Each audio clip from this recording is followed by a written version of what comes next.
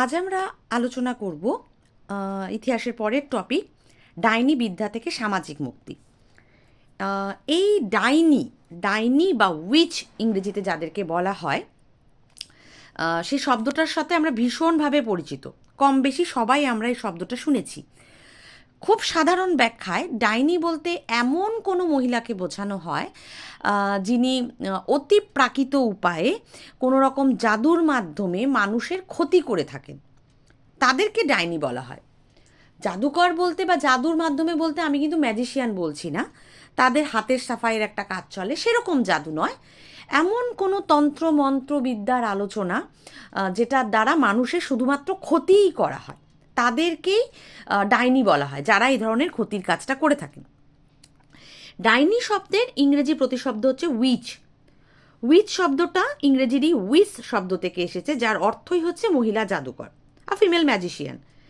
যদিও তাদের চর্চাটাকে উইচক্রাফট বলা হয়, ম্যাজিকের সাথে তুলনা করা হয়, কিন্তু এটা ম্যাজিক নয়। মানে যে ম্যাজিককে আমরা দেখে শুনে এসেছি এই ম্যাজিক কিন্তু সেই ম্যাজিক নয়। এখানে এক ধরনের অতিপ্রাকৃত বিদ্যা বা অশুভ ক্রিয়াকলাপকে বোঝানো হয়, যেটার মাধ্যমে কোনো মহিলা সচেতনভাবে, মানে ইচ্ছাকৃতভাবে বা অনিচ্ছাকৃতভাবে অশুভ কাজ করেন, এবং তার মধ্যে একটা শক্তি আছে যে শক্তি দ্বারা তিনি অশুভ কাজ করে কোনো মানুষ বা প্রাণীর ক্ষতি করতে পারেন। সেই সব মহিলাকেই ডাইনি বলে বলা হয়ে থাকে। যদিও বাস্তব জীবনে ডাইনি বলে কোনো অস্তিত্বই নেই, আমরা কেউ কোনো দিন ডাইনি দেখিনি, ডাইনি কীরকম হয় আমরা জানি না। আমাদের কাছে ডাইনি বা উইচ বলতে খুব বেশি হলে ওই হ্যারি পটারের সিনেমার মতো, যেখানে ডাইনিদেরকে দেখানো হয় বা উইচ দেখানো হয় যারা ওই ঝাড়ুর উপর উড়ে উড়ে যান, ম্যাজিক করেন বিভিন্ন রকমের। এর বাইরে বাস্তব লাইফে আমি কোনোদিন ডাইনি দেখিনি, ডাইনি বলে আছে কিছু সেটাও আমি মানি না। বিজ্ঞানও এই ধরনের উইচক্রাফটকে কখনোই মান্যতা দেয় না। যদিও ডাইনিদের বা ডাইনি বিদ্যার কিছু বৈশিষ্ট্য লক্ষ্য করা যায়, আজকের সমাজ জীবনেও কিন্তু এগুলো দেখা যায় বা মানুষ মানে। কীরকম বিশ্বাস? যে ডাইনি বিদ্যার সাহায্যে যে কোনো মানুষকে নাকি অসুস্থ করে দেওয়া যায়, তাকে মেরেও ফেলা যায়। ডাইনি বিদ্যা মানুষের উর্বরা শক্তি বা ফার্টিলিটিটাকে নষ্ট করে দিতে পারে, গৃহপালিত পশুর ক্ষতি করে দিতে পারে, ফসল নষ্ট করে দিতে পারে।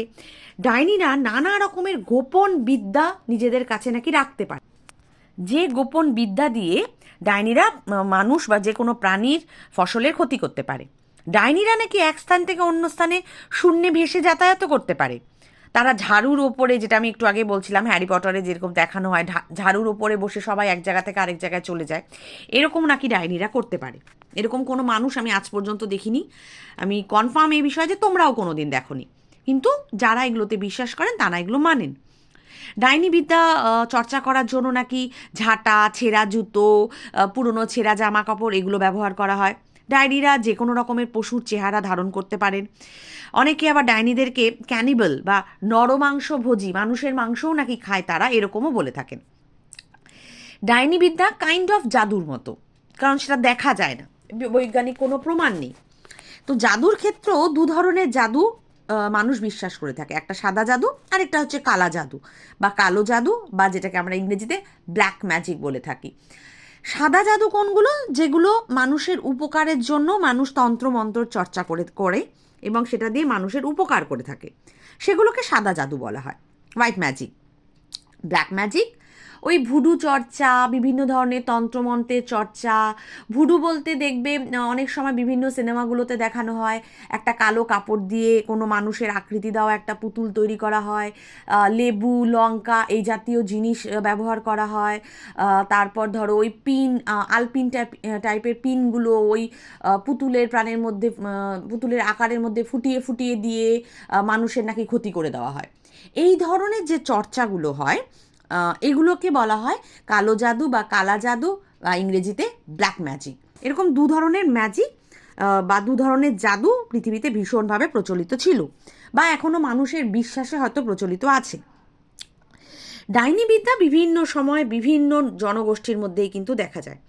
প্রথম দিকে নাকি বলা হয় উত্তর ইউরোপের স্ক্যান্ডিনেভিয়া অঞ্চলে যে নর্ডিক জনজাতিরা বাস করতেন তাদের মধ্যে ডাইনি বিদ্যাটা শুরু হয়।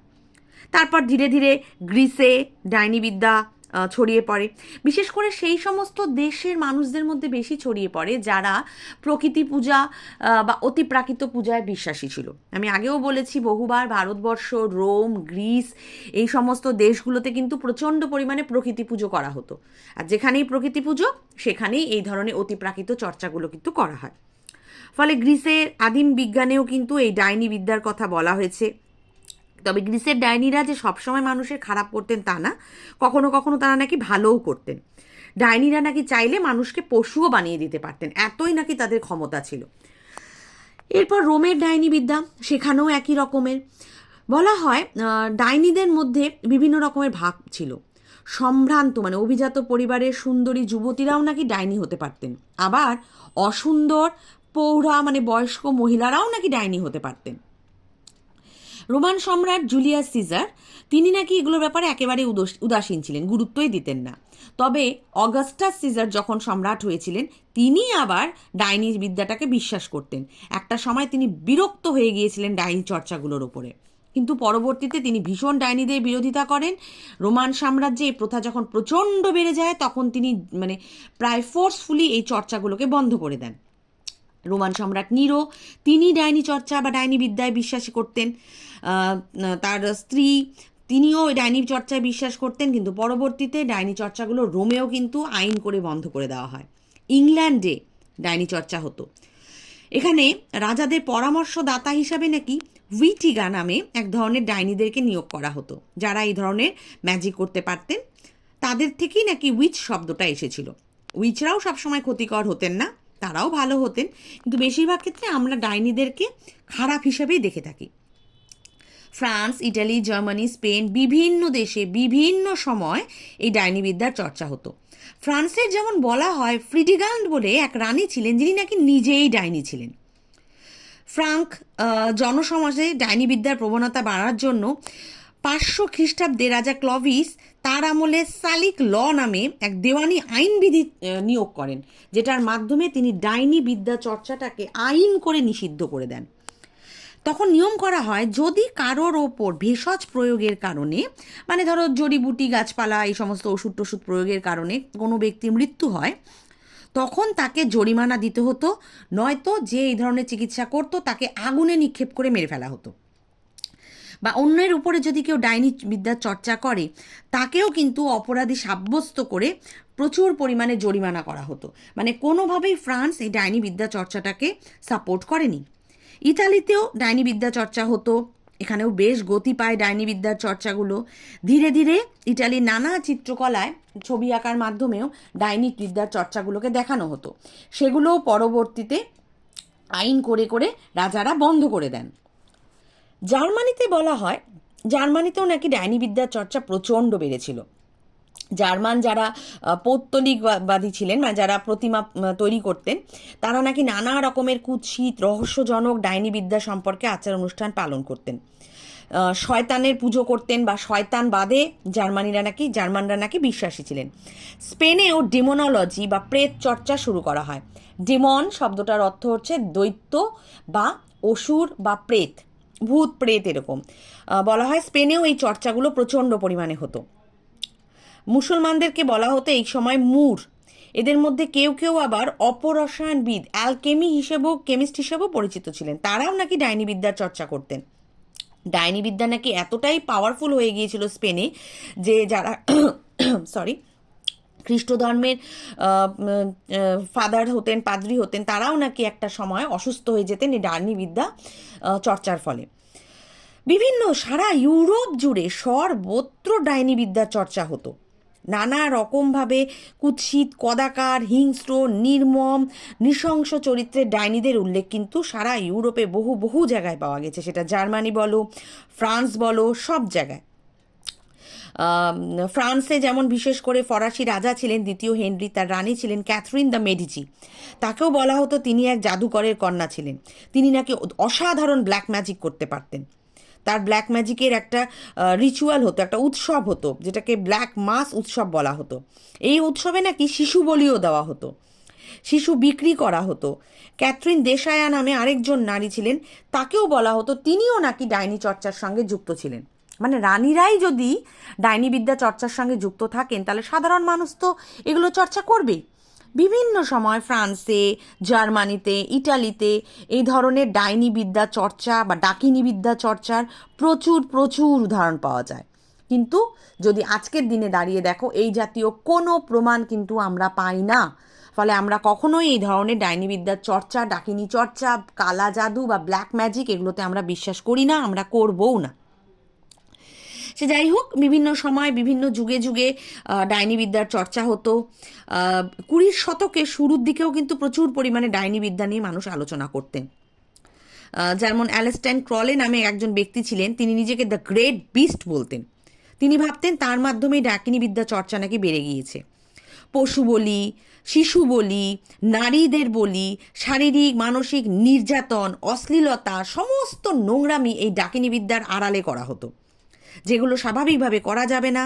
শয়তান কেন্দ্রিক আচার অনুষ্ঠান, সেগুলোকেও ডাইনি বিদ্যার আড়ালে করা হতো। শয়তান কাল্ট বা স্যাটানিক কাল্টে মানুষকে দীক্ষিত করা হতো। কাউকে কাউকে শয়তান বলে ঘোষণা করে দেওয়া হতো, ডাইনি বলে ঘোষণা করে দেওয়া হতো। সে আদৌ ডাইনি কিনা বা শয়তান কিনা সেটা জানা হতো না, কিন্তু মানুষকে ঘোষণা করে দেওয়া হতো তাদের থেকে তাদের জমি জায়গা দখল করে নেওয়ার জন্য। এই সমস্ত কারণেও কিন্তু মিথ্যে অভিযোগ এনেও কোনো না কোনো সাধারণ মানুষকেও ডাইনি বলে ঘোষণা করে দেওয়া হতো, দিয়ে তার জীবন দুর্বিষহ করে দেওয়া হতো, তার সমস্ত সম্পত্তিগুলো কেড়ে নেওয়া হতো। মানে ডাইনি চর্চা বা ডাকিনী বিদ্যা চর্চা যতটা না সঠিক উপায় হতো, তার বহু খারাপ দিকও কিন্তু লক্ষ্য করা যেত। মানুষ এই ডাইনি চর্চা, ডাকিনী বিদ্যা চর্চা, উইচক্রাফট এগুলোর নামে নিরীহ মানুষকে প্রচুর পরিমাণে বিপদে ফেলতো। ফলে এই ধরনের চর্চা থেকে আমাদের সব সময় দূরে থাকতে হবে। ডাকিনী বা ডাইনি বলে কিছু হয় না, কারণ যেগুলো চোখে দেখা যাচ্ছে না, বিজ্ঞান যেগুলোকে মানছে না, সেগুলোর অস্তিত্ব আমরাও মানব না। যখন ধীরে ধীরে ডাকিনী বিদ্যাগুলো বন্ধ করে দেওয়া হয়, উইচক্রাফটের চর্চাগুলো বন্ধ করে দেওয়া হয়, সেই সময় বহু জায়গায় ডাইনি হত্যা শুরু হয়। ডাইনি হত্যা কিন্তু বহু ইল্লিগাল ওয়েতেও করা হয়। মানে যাকে ধরো আমার পছন্দ হচ্ছে না, কোনো মহিলাকে আমার পছন্দ হচ্ছে না, আমি শাসক হয়েছি বা আমি রাজার দলের লোক, আমি তার নামে মিথ্যা অপবাদ দিয়ে তাকে ডাইনি পরিচয় দিয়ে বা ঘোষণা করে দিয়ে তাকে আমি মেরেও ফেলতে পারি। এই ধরনের কাজগুলো কিন্তু সেই সময় হতো। যেমন ডাইনিদের উপাসনা পদ্ধতি ছিল বেশিরভাগ ক্ষেত্রেই খ্রিস্টান ধর্মবিরোধী। সেই ধর্মের দোহাই দিয়েও কিন্তু বহু ডাইনি বা বহু সাধারণ নিরপরাধ নারীকেও ডাইনি আখ্যা দিয়ে মেরে ফেলা হতো। ব্যক্তিগত শত্রুতা বা কোনো মহিলার সম্পত্তি জবরদখল করে নিতে হবে, সেক্ষেত্রেও কিন্তু অনেক সময় যারা ক্ষমতাশালী ছিলেন তারা নিরীহ মহিলাদেরকে ডাকিনী বা ডাইনি আখ্যা দিয়ে তাদের জায়গা জমি দখল করে নিতেন। অনেক ক্ষেত্রে পুরুষ শাসিত সমাজে কোনো মহিলা যদি প্রতিবাদের আওয়াজ তুলতো, তাকেও ডাইনি আখ্যা দিয়ে মেরে ফেলা হতো। এগুলো সবই কিন্তু মানে কি বলবো, জমি জায়গা দখলের এক রকমের চক্রান্ত। উইচ হান্ট করা হতো, মানে ডাইনি খুঁজে খুঁজে বের করা হতো, দিয়ে তাদেরকে হত্যা করা হতো, তাদের মৃত্যুদণ্ড দেওয়া হতো। এই রকম করে প্রায় 170 জন মহিলাকেও একটা সময় এক ধারে হত্যা করা হয়েছে। ভারত, আফ্রিকার মতো পিছিয়ে পড়া দেশগুলোতেও প্রচণ্ড পরিমাণে ডাইনি প্রথা কিন্তু ছিল, বা বলতে গেলে এখনও বহু প্রত্যন্ত গ্রামাঞ্চলগুলোতে, ভারত হোক বা আফ্রিকা হোক, এখনও ডাইনি প্রথায় মানুষে বিশ্বাসী। একটা সময় স্ক্যান্ডিনেভিয়ার বিভিন্ন দেশ, রোম, ফ্রান্স সহ ভারতবর্ষের দেশ এবং ইউরোপের দেশ মিলিয়ে প্রায় 35,000 মানুষকে ডাইনি সন্দেহ করে হত্যা করা হয়। বেশিরভাগ ক্ষেত্রেই মহিলাদেরকে একঘরে করে রাখার জন্য, তাদের জমি জায়গা দখল করার জন্য বা নিজেদের ব্যক্তিগত স্বার্থ চরিতার্থ করার জন্য মানুষকে ডাইনি আখ্যা দিয়ে মেরে ফেলা হতো। বহু সময় মানুষ এগুলোর বিরোধিতা করেছে, কিন্তু বিরোধীদেরও আওয়াজটাকেও আটকে দেওয়া হতো। কারণ ডাইনি কাউকে যদি একবার প্রমাণিত করে দেওয়া যায়, তাহলে তার সম্পত্তি তার আত্মীয় স্বজনরা খুব সহজে দখল করে নিতে পারবে। এই কারণেই ডাইনি বিরোধী আইনগুলো একসময় চালু হয়। যেমন স্কটিশ উইচক্রাফট অ্যাক্ট পাশ করা হয়, যেখানে বলা হয় চিকিৎসার জন্য যেন কোনোভাবেই কেউ ডাইনিদের কাছে না যায়, কারণ তাহলে যারা যারা ডাইনি তারা যেমন অপরাধী, যারা উইচদের কাছে যাবে তারাও সমপরিমাণ অপরাধী হিসেবেই বিচার্য হবে। এরকম নানা রকমের আইন কানুন পাশ করানো হয়, যার মাধ্যমে ডাইনি বিদ্যা চর্চাটাকে বন্ধ করানোর চেষ্টা করা হয়। আমাদের সবচেয়ে ভালো কাজই হবে এই ধরনের বিশ্বাসই না রাখা, যে ডাইনি বলে কিছু হয় বা ডাকিনী চর্চা বলে কিছু হয়, এগুলোতে আমরা বিশ্বাসই রাখবো না। বহু ক্ষেত্রে দেখা গেছে, আফ্রিকার ক্ষেত্রে বিশেষ করে শিশুদের, বয়স্ক মহিলাদেরকে ডাইনি আখ্যা দিয়ে হত্যা করা হয়েছে। পারিবারিক শত্রুতা বৃদ্ধি রাখার জন্য বা পারিবারিক শত্রুতা বন্ধ করে দেওয়ার জন্য বাড়ির মহিলাদেরকে ডাইনি আখ্যা দিয়ে হত্যা করা হয়েছে, শিশু বলি দেওয়া হয়েছে, নরবলি দেওয়া হয়েছে, সবই ডাইনি বিদ্যার নামে।